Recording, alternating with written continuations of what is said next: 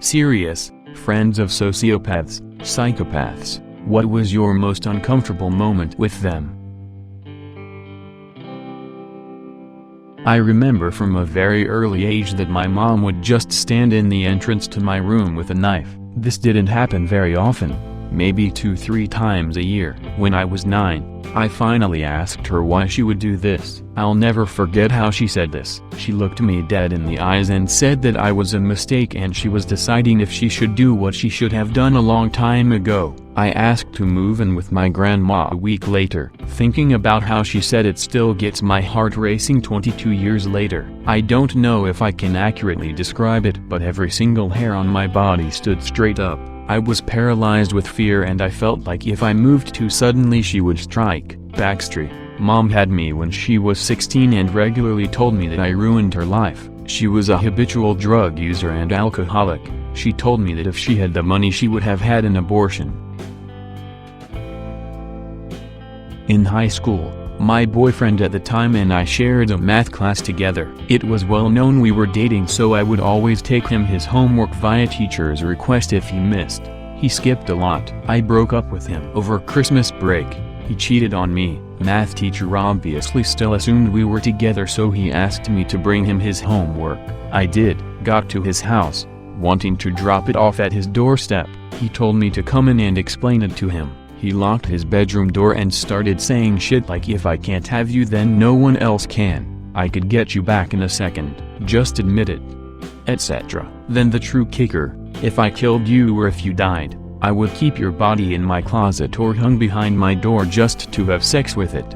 Disclaimer: I never had sex with him and I think that killed him. He then proceeded to try to make out with me and jam his hands down my pants. He actually thought it was endearing and had no idea why I was so upset. I got out, called my mom to pick me up, and ran back to the school.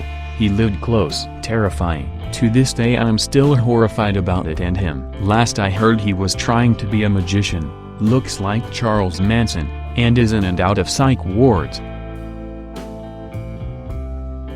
Someone in our extended family, he offered to kill my cat for me to save a vet bill. The cat wasn't sick or old. He was just very enthusiastic about helping us out with that particular issue. He's not allowed to be alone with pets anymore. Edit. This wasn't the first incident. Actually, at a family gathering he took the family dog for a walk. He returned with the dog soaking wet. It was December, and he claimed the dog had chased a squirrel into the river. People didn't entirely believe that story. Somehow, he also tends to just leave gatherings without telling anyone, sleeps in the garden instead of on the couch, and he rarely blinks. He is just altogether a little odd.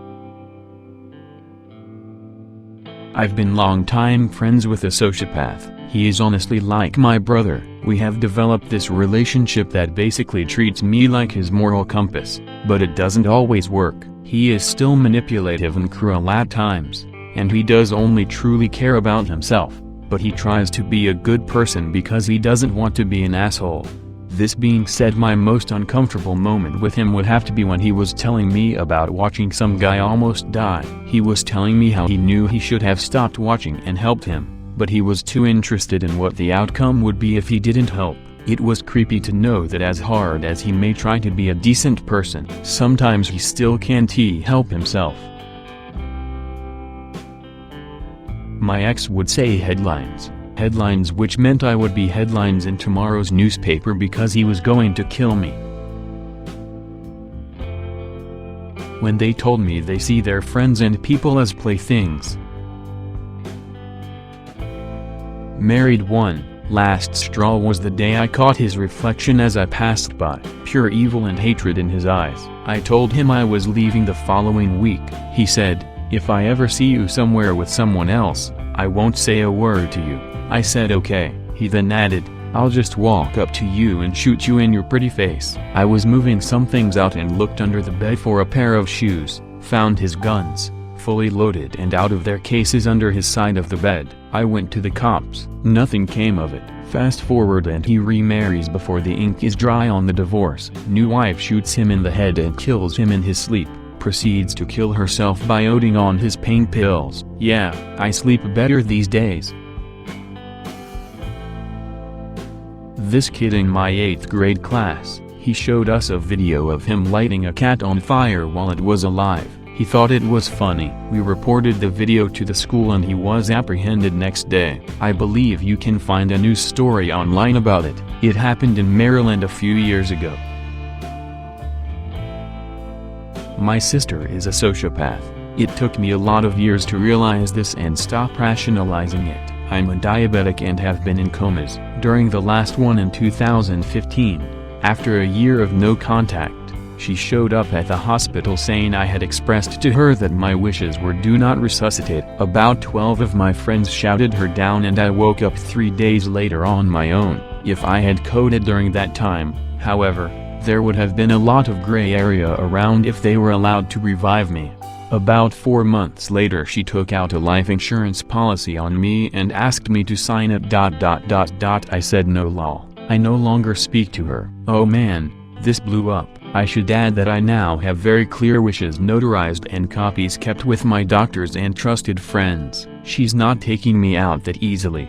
Thank you guys for being concerned. It's great advice for everyone in a medical situation to have just in case. I dated someone who I now believe is a sociopath. The most uncomfortable thing while we were dating was that he would constantly whisper things in my ear in public, in earshot of other people, like, "Do you think I look hot right now? Or do you think I'm cool?" And the first few times I thought he was joking, so I laughed, and he'd get angry. He wanted a serious answer. He wanted me to tell him how much I wanted to jump his bones right there in front of all of our friends. While they were watching and listening, I'd get lectured afterwards like, "You know, you really insulted me personally when you laughed at me in front of everyone." He could also cry on cue to get what he wanted, and as soon as he got what he wanted, it would instantly switch off and he'd turn very serious and tell me what a horrible person I was. The instant emotional switches are disarming. When he broke up with me, I went from being his favorite person in the world to instantly at the very bottom of his shit list. He laughed when I cried on multiple occasions, calling me ridiculous. What's very alarming about people like him is how many people they can get on their side with their charm. None of his current friends know anything about his behavior behind closed doors, and they're all new people. All the people who caught on when we were dating are gone from his life. He has convinced his new friends that I'm a psychopath because I tried to tell others what happened, so whenever I say anything about what a creep he is, I get brigaded by the new people who are now being manipulated. Also, he is completely dead in the face and eyes until you interact with him, and then it's like he becomes animated. I have a friend who's a pathological liar. He's also mostly Scottish in heritage, Northern Scotland, where the Viking influence is. He's 6'8", 350 pounds when he's watching his weight, 400 plus when he isn't, and there is a lot of muscle to go with everything else. The lies aren't all that awful most of the time.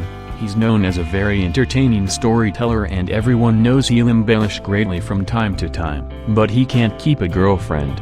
Apparently he can't be honest, is a pathological cheater. The lies catch up with his relationships in a few weeks at most. One day we were in a taxi together and he got the idea that the driver was taking a route that was unnecessarily long. He stopped the cheerful story he was telling me mid-sentence. His face changed and he barked at the cab driver in a voice I'd never heard, loud and angry and aggressive. The cab driver immediately pulled over and let us out without pain, and a good thing too. I think my friend was about to kill him. I was petrified in my seat. I felt like he might kill everyone in range. I was terrified. It was the last time I spent time with him. Though I'd known him for 20 years, I later learned that he won't associate with someone after they've seen him snap, as one of his other ex-friends put it. Ex-boyfriend tried to drown me while I was taking a bath. As I was underwater, I knew 100% that I was going to die. I relaxed my body and tried to save any oxygen I could. I guess he thought I was actually dead and just calmly walked out of the bathroom. Thank you for watching. Stay home, stay safe, subscribe for more.